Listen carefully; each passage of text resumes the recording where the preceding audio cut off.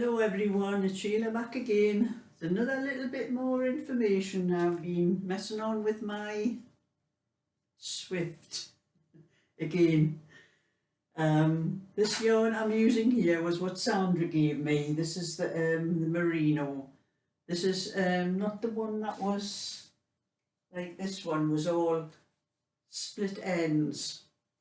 And I don't know what happened to it, whether it's been cut accidentally or it looks more like it could have been cut in the manufacturing actually, because the label was still on. The label hadn't been taken off and it's still tied around the middle, but there are ends all over the place on it. This is one I haven't used yet. The other one's in a worse state than this because I've been trying to get the down to the good yarn on it. I'll still have a go at it, but I spent too many hours on it yesterday. I'm not doing it, but I've had to do a little bit more alteration to my Swift to make it work.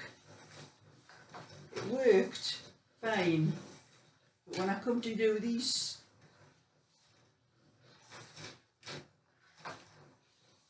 hanks that I got off Sandra, the merino, the hanks were quite larger, more wider, and I needed a wider Swift. And I tried doing it, but they kept flopping down on the sides and getting caught underneath. And if you'll notice, this was an idea my granddaughter gave me. Instead of an ashtray, I've used the holder for my toilet, not my toilet, my kitchen roll, and it is much better. It just stands in the middle. I'll take it off in a minute and show you what I've done. This is just a little video to let you see, but I have to be very careful with this yarn because, as you can see, it sticks. It's sticking together, the strands. And if I go too fast, they could snap. I'm not sure whether I've got them all unrolled properly. But this was a hank like this one. And I'll show you what I have to do with this one. This is, it looks like one big hank, but it is actually 1, 2, 3. There's actually 4 hanks and they are not joined. They're all separate. So that's the 4th one of that hank I've been doing. And this one has to be done the same way. So there's actually 4 hanks to unwind.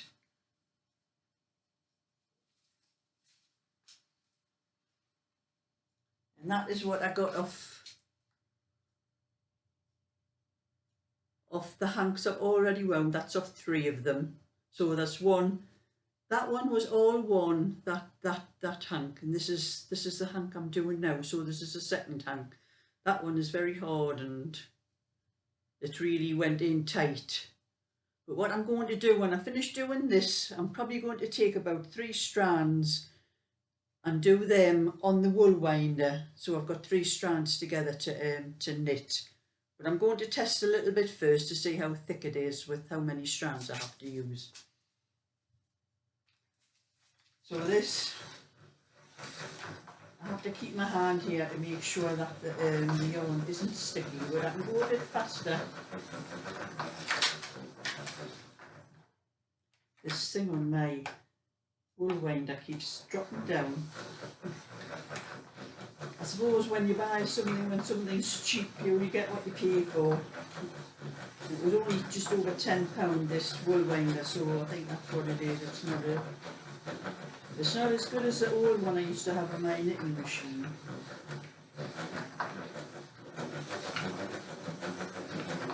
It works well. When I finish winding this, I'm going to show you what I've done.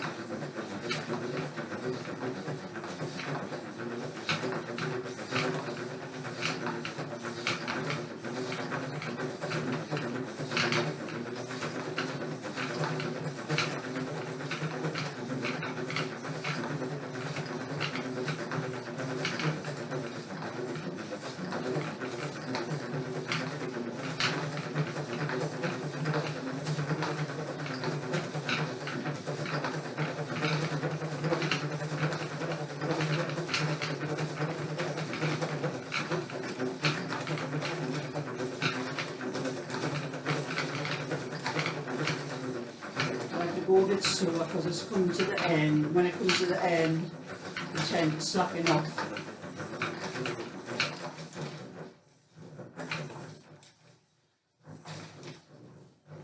It's moving about.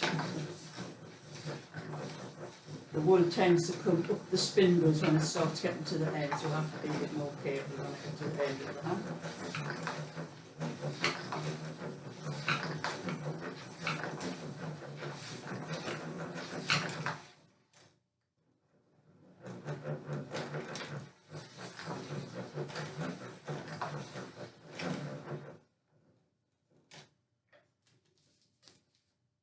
And that's my little bit I've just wound there.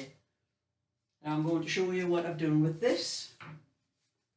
As you see, that's my toilet roll holder. I've just stuck it to the table and it's going to stay there like that until I do all the other hanks that I've got to do. I'm not taking it off till then. I can sit and eat on the other side of the table. But this is what I've done. I've stuck a bit of a yogurt pot. That's where it goes, where the kitchen roll holder goes through that.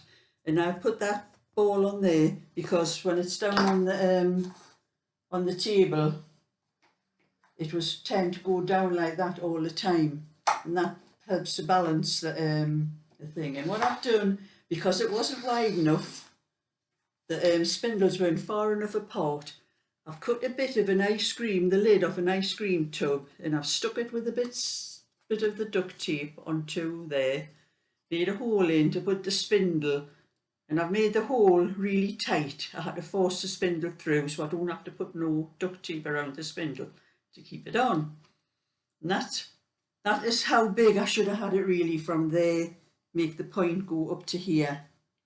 So what I'm going to do, I'm going to look for a bit of maybe plastic a bit harder than this tub, see if I can get a piece and cut the full thing out and then put these on so they go through the hole like that, so I don't need to put duct tape around them. But that's what I've done, and what I'll do is when I do it is I'll make a few different holes so I can move them to different places if it's necessary. But that's the way it is, that's the size I need it at the moment. And that's my invention, a little bit better than it was before.